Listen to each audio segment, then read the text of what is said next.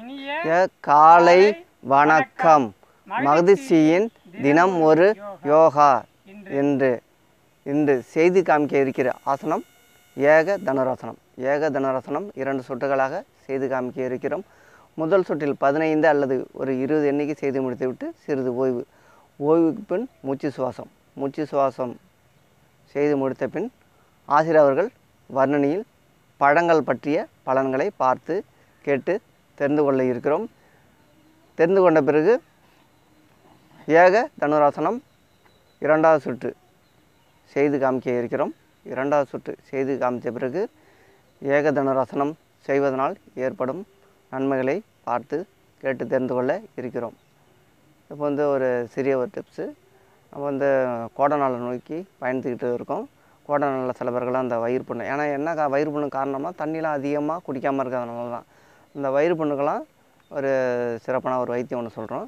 அந்த வயிறு புண்ணு இருக்கிறவங்க என்ன பண்ணால், வடித்த கஞ்சி இருக்கா நைட்டில் வெந்தயத்தை கொஞ்சம் ஊற போட்டு காலையில் பெரும் வயிற்றில் அதை குடிச்சிருந்தோம்னா இந்த வயிறு புண்ணு தீர்க்கப்படுகிறது. அதை நம்ம தொடர்ந்து அடுத்தடுத்த நாள் சேர்த்துக்காமல் ஒரு நாள் இடையில கேப் விட்டு அடுத்தது நம்ம திரும்பி அதுமாரி நம்ம சொன்ன மாரி ஊற வச்சு திரும்பி குடிச்சிங்கன்னா அந்த வயிறு புண்ணெலாம் சரியாயிடும். ஏன்னா தொடர்ந்து சேர்த்துக்கோனா அது வெந்தயம் கொஞ்சம் குளிர்ச்சி தன்மை அதிகமாக உள்ளது.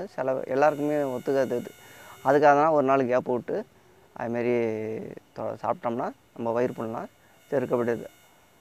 சில பேர் இது சாப்பிட விரும்பாதவங்கலாம் நம்ம தேங்காய் பால் இருக்கு இல்லையா, அதை தேங்காய் பால் பிழிஞ்சு நம்ம நாட்டு சர்க்கரை, அச்சு வெல்லம், ஜீனி சேர்க்காமல் நாட்டு வெல்லம், அச்சு வெல்லம் அதை சேர்த்து நம்ம நம்ம சாதத்தில் போட்டோ இல்லைன்னா ஆப்பம் இல்லைன்னா இடியாப்பம் அதிலலாம் போட்டு சாப்பிட்டு வந்தோம்னா நம்ம வயிறு புண்ணெலாம் தீர்க்கப்படுகிறது. நம்ம பைக்கிலலாம் இப்போ போயிட்டு வரோமா, பைக்கில் போகிறோம், வெளில போகிறோம், பஸ்ஸில் போகிறோம், அதில் நம்ம கண்ணுலலாம் தூசி படிஞ்சுது. நம்ம சைடில் பார்த்தோம்னா அந்த தூசிலாம் அந்த அழுக்கெல்லாம் அதில் இருக்கும். அதுமாரிலாம் உள்ளவங்களாம் என்ன பண்ணோம்னா தொடர்ந்து குளிக்கிறப்ப சும்மா ஒரு கையில் இந்த அளவு எடுத்து இந்த கண்ணில் அப்படி ஒரு 5 எண்ணிக்கைன்னா அந்த தண்ணிலாம் ஊற்றிடும். அதேமாரி இந்த பக்கம் அதுமாரி தொடர்ந்து குளிக்கிறப்ப பண்ணால் போதும். அது கண் கழுவி கப்பு மாரி விற்கிது, ஆடுதுறை இயற்கை மருத்துவ வெளியிலையும் கிடைக்குது. அதை வாங்கிட்டிங்கன்னா அதில் அப்படியே வச்சுக்கிட்டு அப்படி இந்த கண்ணில் அப்படி வச்சுட்டு இப்படி கண்ணை நல்லா முழிச்சு பார்க்கணும். அப்படியே உருட்டணும் கண்ணை. அதுமாரி உருட்டினீங்கன்னா அந்த கண்ணில் உள்ள தூசிலாம் வெளில வந்துடும். நம்ம கண்ணெல்லாம் கசக்கக்கூடாது. நம்ம கண்ணெலாம் கண்ணெல்லாம் இல்லைன்னா ரொம்ப கஷ்டம். அதனால் கண்ணெல்லாம் கசக்காமல் நல்லா பாதுகாப்பாக வச்சுக்கணும். முடிஞ்ச அளவு வெளிலலாம் போகிறப்ப அந்த தூசி படாமல் அந்த கண்ணாடிலாம் நம்ம போட்டுக்கிறோம் தான், இருந்தாலும் கூட நம்ம தூசி கண்ணில் பட்டுடுது. நீங்கள் வெளியிலலாம் போய்ட்டு சைடில் இப்படி கையை வச்சுட்டு பார்த்தீங்கன்னா கசக்காமல் லைட்டாக அந்த அழுக்கு தெரியும் நல்லா கருப்பாக. அதனால் அந்த முடிஞ்ச அளவு குளிக்கிறப்ப இதுமாரி கண்ணெல்லாம் கழுவிட்டு இருந்தோம்னா அந்த கண் பார்வை குறைபாடு இல்லாமல் நம்ம தெளிவான பார்வை இருக்கும். இப்பொழுது இந்த வயிற்று புண்ணு பற்றி பார்த்தோம். இப்போ வெந்தயம் பற்றி பார்த்தோம். தேங்காய் பாலை பற்றி பலன்கள். தேங்காய் பாலை விட இன்னொரு சிறப்பு என்னென்னா, தாய்ப்பாலுக்கு இணையான ஒரு பால்னால் அது தேங்காய் பால் மட்டும்தான். நம்ம மற்ற மாட்டுப்பால் எல்லாம் குடிக்கிறோம், மாட்டுப்பால் பாக்கெட் பால்லாம் குடிக்கிறோம். அதை விட மிகவும் அருமையானது தாய்ப்பாலுக்கு இணையானது தேங்காய் பால் மட்டும்தான். என்ன காரணம்னா தேங்காய் பால் தென்னை மரம் ரொம்ப உயரமாக இந்த சூரிய சக்தியை நல்லா உயரமாக வளரக்கூடிய மரம். சூரிய சக்தியை நேரடியாக நல்லா உயரத்தில் போய் நேரடியாக உள்வாங்கி அது நம்ம நம்மளே பெருக்காமல் அதுவாக கீழே பழுத்து விழுது பாருங்கள். அதில் சத்துக்கள் நிறைய கிடைக்குது. தேங்காய் பால்லாம் நம்ம தொடர்ந்து சாப்பிட்டு வந்தோம்னா ரொம்ப நல்லா ஆரோக்கியமாக நம்மளால் வாழ முடியும். அதனால் முடிஞ்ச அளவு தேங்காய் இயற்கை இரவு உணவாக தேங்காய் சில பேர்லாம் சாப்பிட்றாங்க. நான்லாம் முடிஞ்சு தொடர்ந்து சாப்பிட்டு வந்தேன். தேங்காய் இந்த வாழைப்பழம் அதுவே நம்ம உடம்புக்கு தேவையான சத்துக்கள் 2துலேயுமே இருக்குதுன்னு அப்படி சொல்கிறாங்க. சில பேர்லாம் தொடர்ந்து சாப்பிட்டுட்டு வராங்க. அதனால் சாப்பிட்டு இந்த தேங்காய் பழம்லாம் தொடர்ந்து எடுத்துக்கிட்டு சின்ன வயசு பசங்கள்லாம் குழந்தைக்கெல்லாம் கொடுக்கக்கூடாதுன்ட்டு நம்மளுக்கு ஒரு கருத்து நம்மள்ட்ட இருக்குது.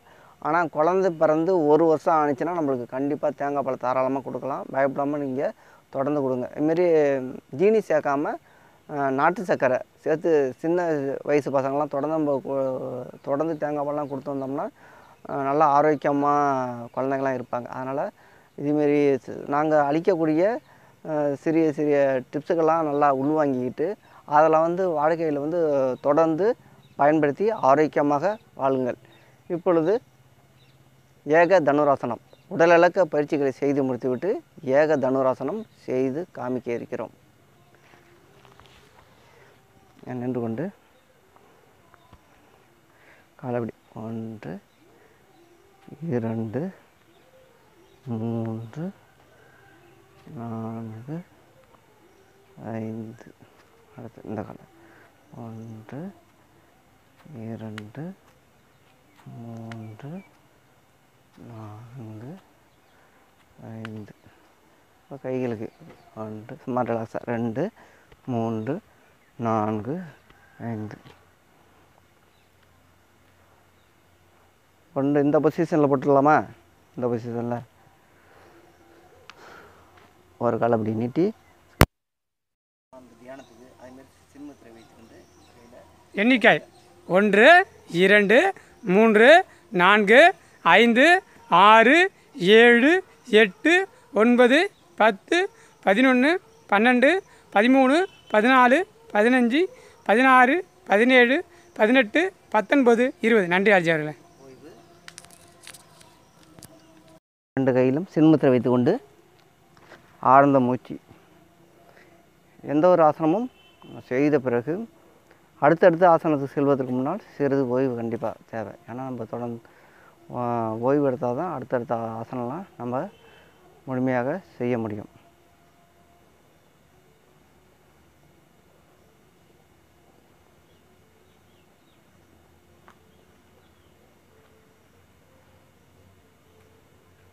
ஏன்னா ஆசனம் என்பது நம்ம தியானத்துக்கு ஏற்றது ஆசனம். ஆசனம் நம்ம தொடர்ந்து செய்து வந்தோம்னா நம்ம எளிமையான வாழ்க்கைக்கு நம்மளை ஆசனம் வழிபடுத்துக்கிறது எதுக்கும் ஆசைப்படாமல் நல்ல நேர்மையாக இருக்கிறதுக்கு இந்த ஆசனங்கள்லாம் உதவுகின்றன.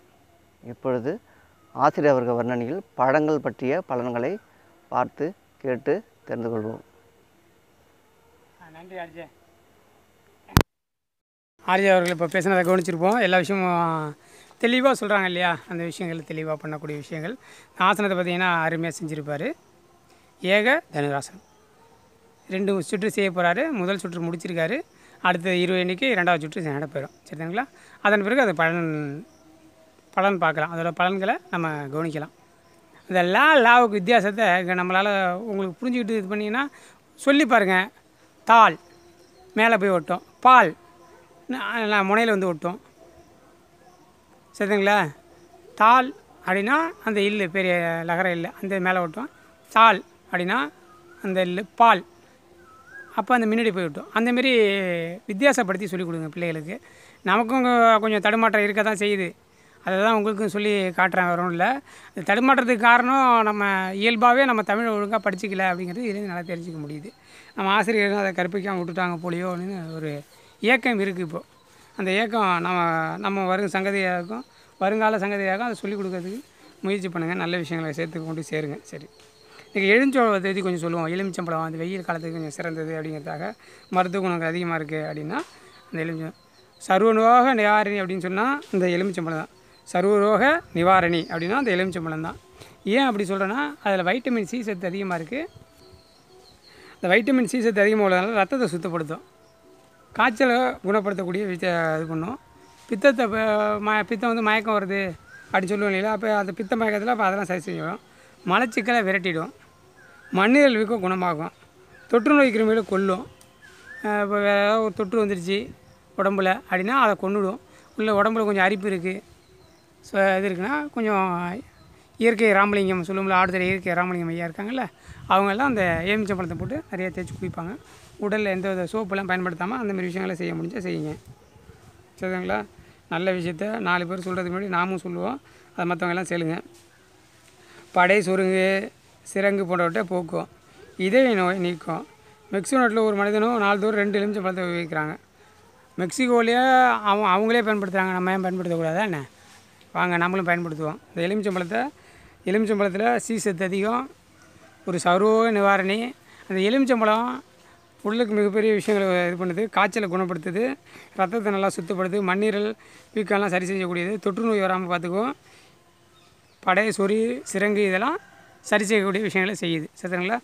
அதனால் இந்த எலுமிச்சம்பழத்தை நீங்கள் பயன்படுத்துங்க.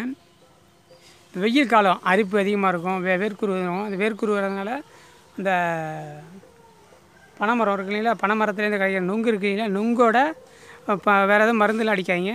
பசங்களுக்கு தான் சொறி சிரங்கு அப்படின்லாம் வருதுன்னா அந்த பனை நுங்கு இருக்குது இல்லைங்களா, வேர்வையெல்லாம் வரக்கூடிய இதுக்கு அந்த பனை நுங்கோட தண்ணி இருக்கும் அதுக்குள்ளார, அதை பனை நுங்கை வெட்டி அதில் உள்ள தண்ணியை நல்லா சும்மா கையில் அப்படியே பிடிச்சி எங்கே போட்டுக்கோ அங்கே தேங்க மக்கியானால் அந்த மறுநாளே அந்த சொறி சிரங்குங்கிற வெயிலாம் ஏற்பட்ட சொறி சிரங்கு இருக்கவே இருக்காது. மிகப்பெரிய விஷயங்க. ஆமாம், உண்மை, கண்டிப்பாக உண்மை. அது ஆர்ஜே வேணால் கேட்டு தெரிஞ்சிங்க. ஆனால் அந்த இப்போ ஆர்ஜே பற்றி அதை பற்றி சொல்லுவார். இந்த பனைநொங்கு எப்படி உடம்பு பனைநொங்கு ரொம்ப குளிர்ச்சி, ஆனால் அந்த பனைநொங்குல உங்களுக்கு வந்து இந்த உடலில் வேர்க்கூரை சரி செய்யக்கூடிய விஷயத்த அவர் வாயால் அதை தெரிஞ்சுக்கலாம். அவரோட அனுபவத்தையும் சொல்லுவார். இப்போ உங்களுக்கு அதை இப்போ உங்களுக்கு கொண்டு போய் சேர்க்குறோம் அந்த விஷயத்த. ஆர்ஜே அவர்கள் உங்களுக்காக இப்போது அவரோட வானிலை அதை சொல்லிவிட்டு அந்த சொறி சிரங்குகளை பற்றி அந்த பனைநொங்கு என்ன செய்யுது அப்படிங்கிறத பற்றி சொல்லிவிட்டு அடுத்தது மீண்டும் ஒரு முறை உங்களுக்காக ஏக தனுராசத்தை செஞ்சு காட்டுவாங்க. நன்றி ஆர்ஜி அவர்களே.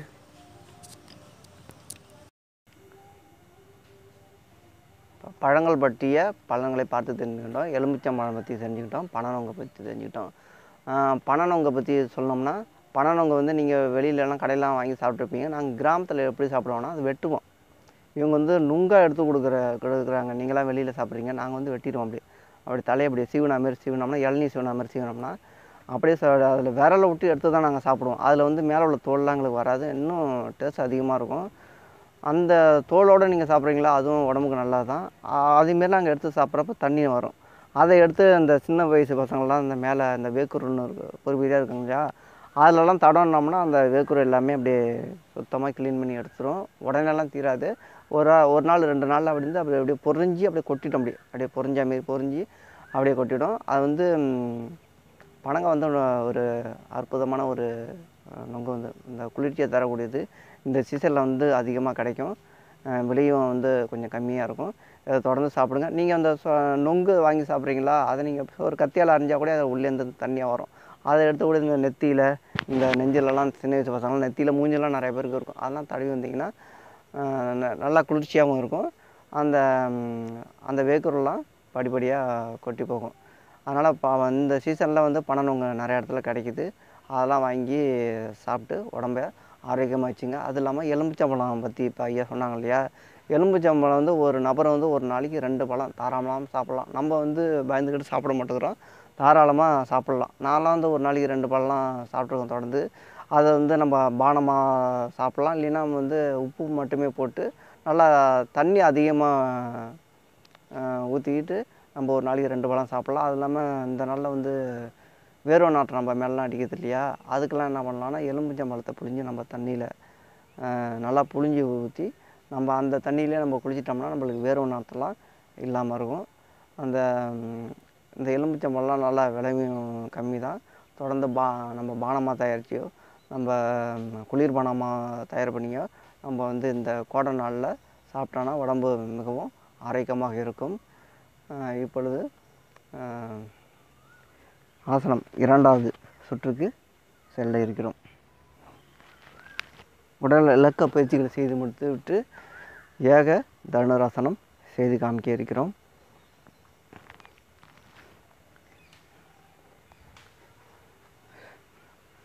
ஒன்று, 2, 3, 4, 5.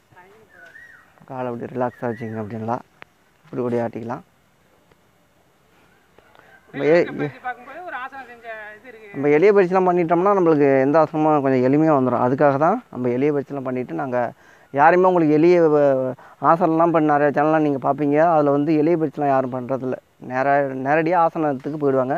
நாங்கள் அப்படிலாம் இல்லாமல் எளிய பயிற்சிலாம் செய்து முடித்து விட்டு தான் உங்களுக்கு ஆசனமே செய்து காமிக்கிறோம். முன்னாடி வந்து இடது காலை ஊனியிருந்தோம், இப்போ வலது காலை ஊனிட்டு இந்த வலது கையில் வந்து சின்முத்திரை வைத்து கொண்டு நன்றி அஜய். 1, 2, 3, 4, 5, 6, 7, 8, 9, 10, 11, 12, 13, 14, 15, 16, 17, 18, 19, 20. நன்றி ஆட்சி அவர்களே. ஓய்வு. ஆசனத்தை மெதுவாக கலைத்து விட்டு 2 கைகளிலும் சின்முத்திரை வைத்துக்கொண்டு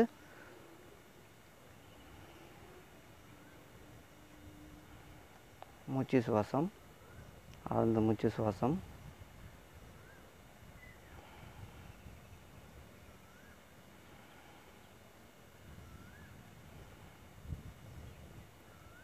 மகதீஷியின் தினம் ஒரு யோகா சேனலை வந்து நாங்கள் ஆரம்பித்து 200 வீடியோ இது வரைக்கும் போட்டிருக்கோம். முடிந்த அளவுக்கு ஸ்கிப் பண்ணாமல் பாருங்கள். ஏன்னா உங்களுக்கு ஆசனம் பிடிக்கலைன்னா வேறு இதெல்லாம் சொல்கிறோம், பழம் பற்றிய தகவலெல்லாம் நீங்கள் தெரியாத பழம் பற்றிய தகவலை சொல்கிறோம். அப்புறம் வாழ்க்கையில் எப்படி வாழணும்ங்கிற சில சின்ன சின்ன டிப்ஸ்லாம் நாங்களே இல்லாமல் எங்கள் பேராசிரியர் அவர்கள்ட்ட வந்து கேட்டு தெரிஞ்சுக்கிட்டு அதன் மூலியமாக தான் உங்களுக்கு நாங்கள் வழங்கிட்டுருக்கோம். முடிஞ்ச அளவு ஸ்கிப் பண்ணாமல் பாருங்கள். இப்போ கருத்துக்கள் நேரம் வந்து சில கருத்துக்களை பார்த்து கேட்டு தெரிந்து கொள்வோம். நன்றி ஆர்ஜா. தகவலுங்கிற விஷயத்தை விடாமல் பண்ணிகிட்ருக்கோம். எங்களால் முடிஞ்சதை நாங்கள் எவ்வளோ தூரம் எங்களால் உங்களுக்கு கொண்டு போய் சேர்க்க முடியும் அந்தளவுக்கு கொண்டு போய் சேர்க்குறோம். ஏன் இதெல்லாம் சொல்கிறோம் அப்படின்னா, அப்போ ஆர்ஜி சொன்ன மாரி தான், உங்களுக்கு இது பிடிக்கலாம் அதை பாருங்கள், அதை பிடிக்கலாம் இதை பாருங்கள் அப்படிங்கிற மாரி கொண்டு போய் சேர்க்குறோம். பொதுவாக வியாதிக்கு என்னங்க காரணம்? ஒரே ஒரு விஷயம்.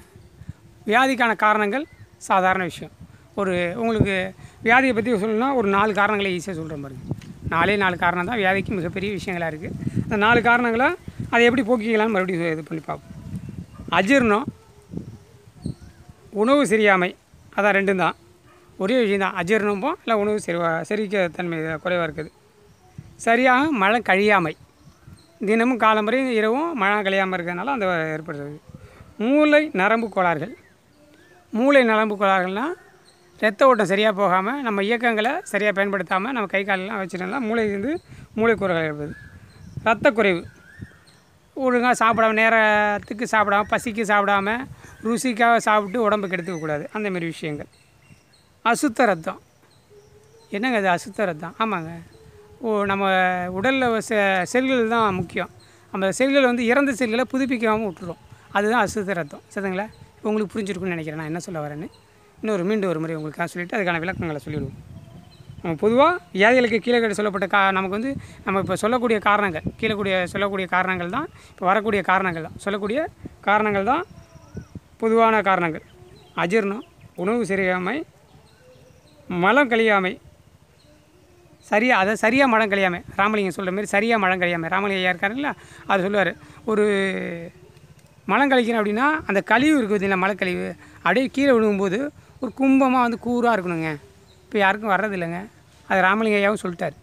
எனக்கே வர்றதில்லை, அவருக்கே வர்றதில்லைங்கிறத தெளிவுபடுத்திட்டார். என்ன காரணம்? ஆடு மாடாட்டம் நம்ம சாப்பிடல அப்படிங்கிற. ஆடு மாடாட்டம் அப்படிங்கிறீங்களா? ஆமாம், ஆடு மாடு இயற்கையை தாங்க சாப்பிடுது, நம்ம தாங்க செயற்கையாக உற்பத்தி பண்ணி சமைச்சு அதை சாப்பிட்றோம். அதை அவர் தெளிவாக வச்சார். ஏன்னா அவரும் அதை உணர்றார், உணர்ந்து எல்லாருக்கும் சொல்லிகிட்டு இருக்கார். அதனால் மலம் சரியாக கழியாமை.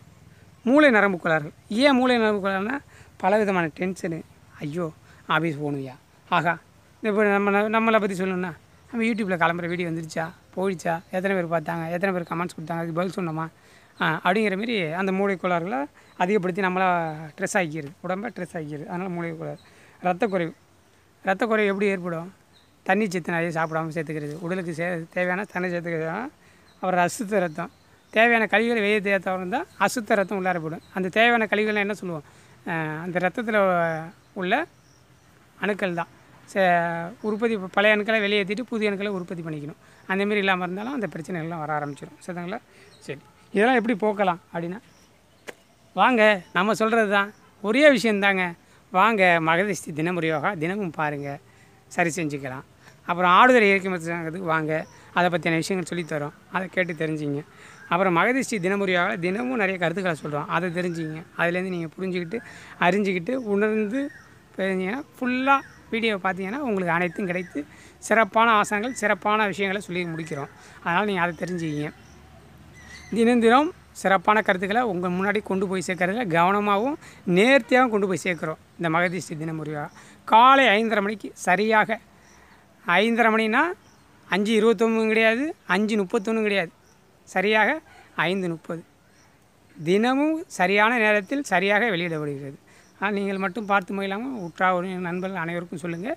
இந்த யூடியூப் சேனல் எதுக்காக ஆரம்பிச்சிருக்கோன்னா, இந்த ஏற்பட்ட இப்போ உள்ள கால சூழ்நிலைக்கு யோகா மிக முக்கியம். அப்போ இந்த கொரோனா வந்தப்போ யோகா தான் மிகப்பெரிய சாதனை படைச்சிச்சு. சரிங்களா? அனைவரையும் காப்பாற்ற முடிஞ்சிச்சு. 99% யோகாவில் இயற்கை வேலை மட்டும்தான் காப்பாற்ற முடிஞ்சிச்சு. அதன் பிறகு தான் மற்ற விஷயங்கள் நடந்துச்சு. சரிங்களா? நன்றி. மீண்டும் ஒரு நாளை ஒரு ஆசனத்துடன் மீண்டும் சந்திப்போம். நன்றி, வணக்கம்.